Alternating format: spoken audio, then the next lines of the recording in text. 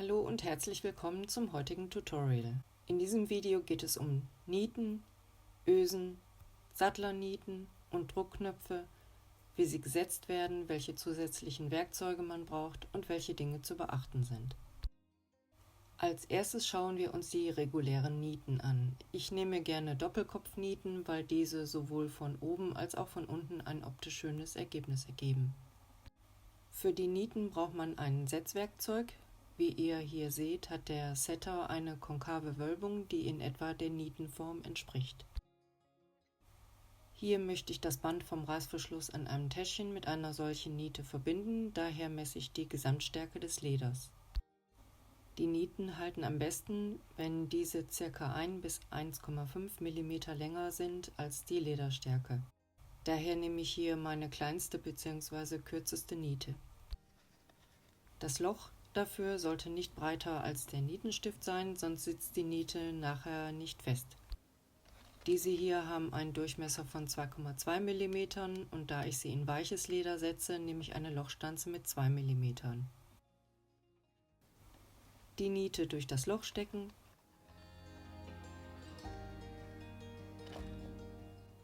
auf den kleinen Amboss setzen, das Gegenstück aufsetzen, bis es ein bisschen einrastet,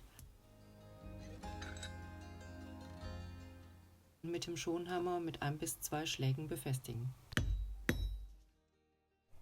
Mit Nieten kann man nicht nur zwei Lederstücke miteinander verbinden, sondern sie auch als Zierde verwenden, wie bei diesem Gürtel. Ist die Niete zu lang, würde sie sich verbiegen beim Setzen. Hier ein kleiner Trick, wenn das Leder zu dünn ist für die Nieten, die ihr zur Verfügung habt. Einfach aus dem gleichen Leder eine Art Unterlegscheibe herstellen. Und schon passt auch die größere bzw. längere Niete.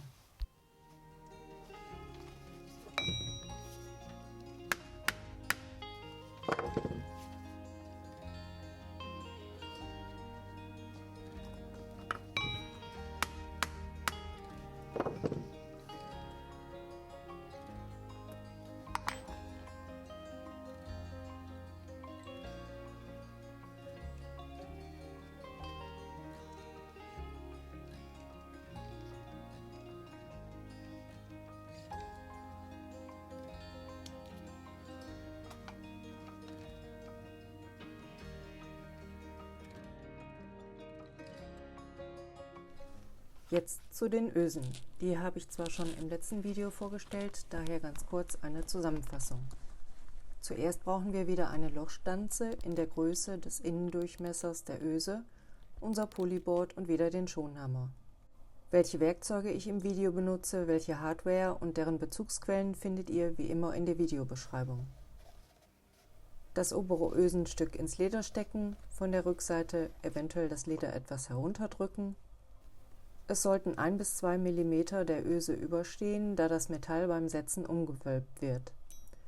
Auf den kleinen Amboss setzen, der beim Setter dabei ist, dann die Unterlegscheibe platzieren.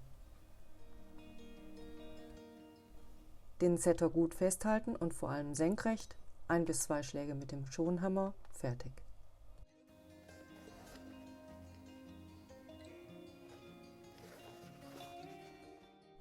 Als nächstes nun die Sattlernieten, die definitiv nicht nur sinnvoll sind, wenn ihr Sattlerarbeiten macht. Ich benutze sie überall, wo etwas mehr Gewicht bzw. Belastung auf dem Bereich ist, wo ich die Nieten setze, weil sie von allen Nieten am sichersten halten und natürlich bei dickerer Lederstärke. Hier brauchen wir uns keine Gedanken machen über die Nietenlänge, diese kürzen wir später selbst. Für jede Größe brauchen wir einen separaten Setter. Bei diesem Projekt möchte ich eine punzierte Außentasche an 2 Stellen mit den Kupfernieten verstärken. Ich stanze wieder zuerst meine Löcher passend zum Durchmesser des Nietenposts mit einer Lochstanze auf dem Polyboard mit dem Schonhammer. Die Kupferniete wird von der Rückseite her durch das Loch gesteckt.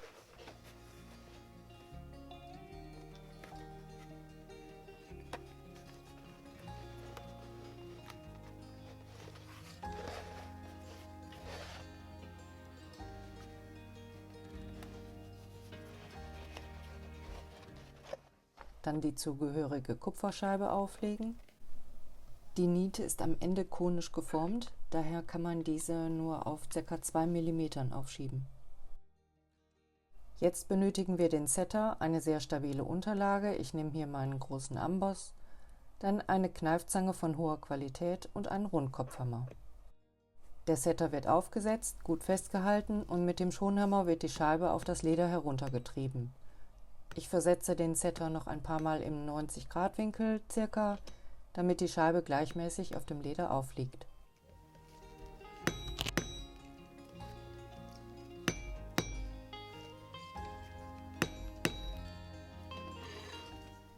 Mit der Zange wird der überstehende Teil der Niete bis auf 1 bis 1,5 mm gekürzt.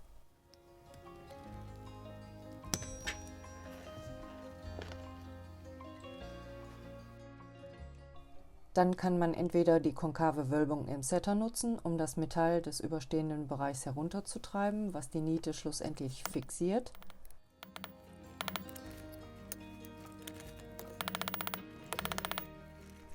Oder ich nehme gerne den Rundkopfhammer, erst die flache Seite und dann die runde. Ich finde, damit kann man schöne Muster im Metall produzieren.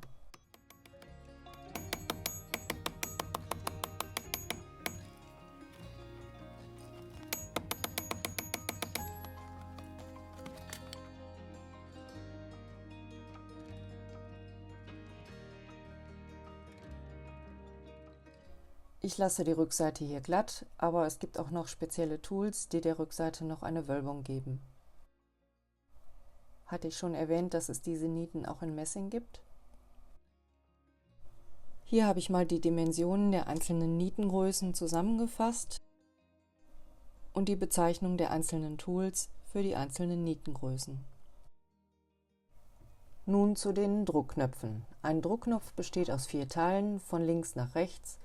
Cap und Socket bilden den oberen Teil und Stud mit Post bilden den unteren Teil des Druckknopfes. Hier abgebildet zuerst die Standardgröße Line 24. Diese Bezeichnung definiert erstmal nur den Kopfdurchmesser von ca. 16 mm. Achtung, je nach Hersteller können die Maße etwas variieren, obwohl die Bezeichnung eigentlich ein genaues Maß vorgibt.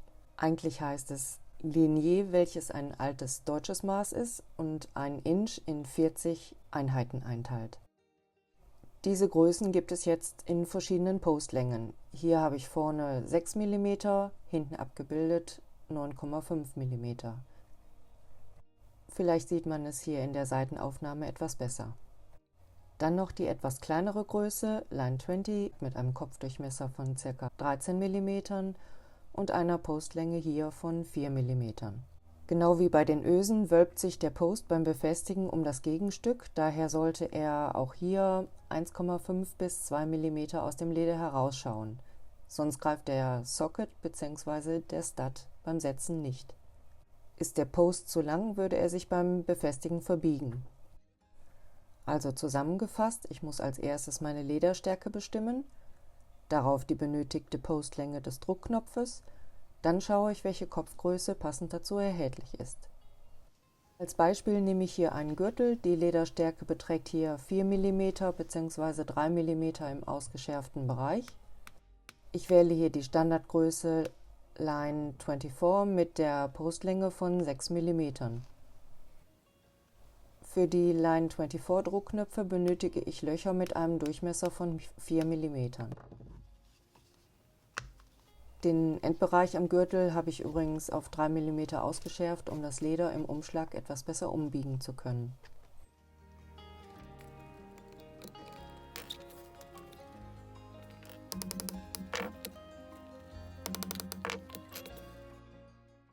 Jetzt benötigen wir wieder ein Setzwerkzeug.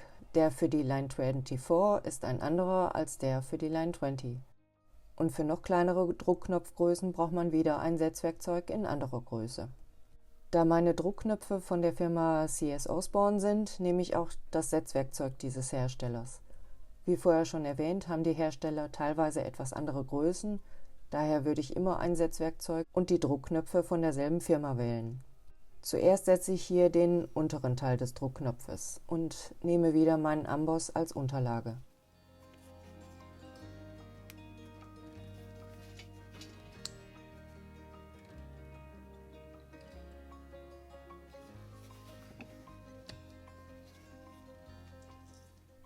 Beim Setzen halte ich den Setter erst senkrecht für 2 Schläge und neige ihn dann in einem Kreis mehrfach, während ich mit dem Schonhammer zuschlage.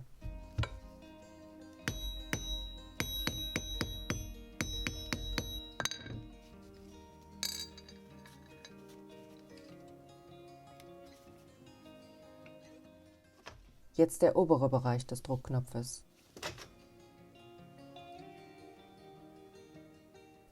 Das Loch ist hier ein bisschen zu schmal, daher weite ich es mit einer Ahle. Das ist besser als eine größere Lochstanze zu benutzen.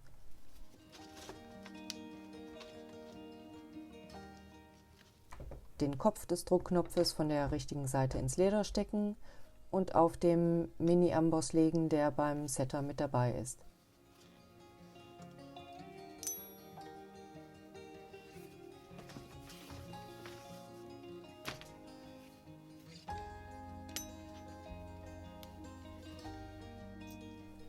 Das Gegenstück aufsetzen und wieder zuerst den Setter senkrecht halten, 2 Schläge und dann im Kreis leicht zur Seite neigen, während wir weiter mit dem Hammer zuschlagen.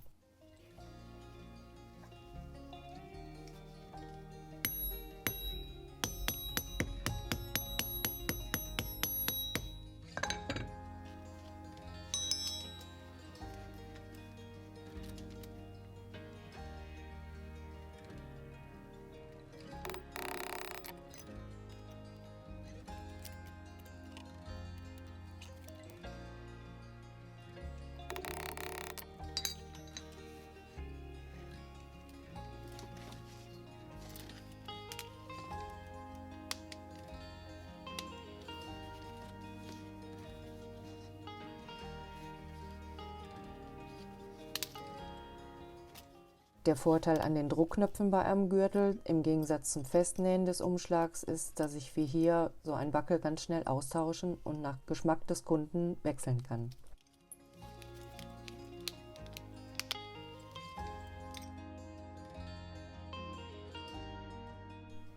Hier ein zweites kurzes Beispiel, ein Armband aus weichem Leder in 2,5 mm Lederstärke. Die Posts von vorher in 6 mm Länge wären dafür viel zu lang. Daher wähle ich einen Druckknopf mit 4 mm Postlänge. Das wäre hier einer in der Line 20. Mit einem passenden Setter befestige ich diese mit der gleichen Technik wie die größeren Druckknöpfe. Ist beim Setzen eines Druckknopfes mal etwas schief gegangen, kann man ihn mit Hilfe eines Metallbohrers auch wieder lösen, ohne das Leder zu beschädigen.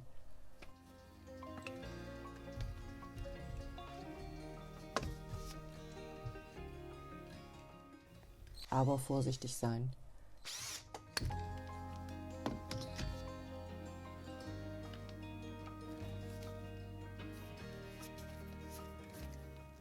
Dann neu setzen und durchatmen.